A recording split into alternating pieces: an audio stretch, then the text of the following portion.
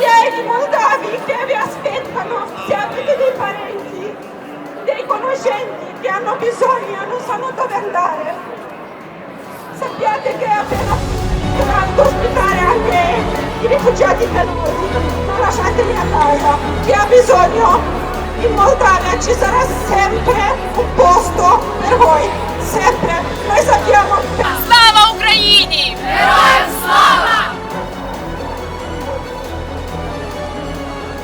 Путін хуйло!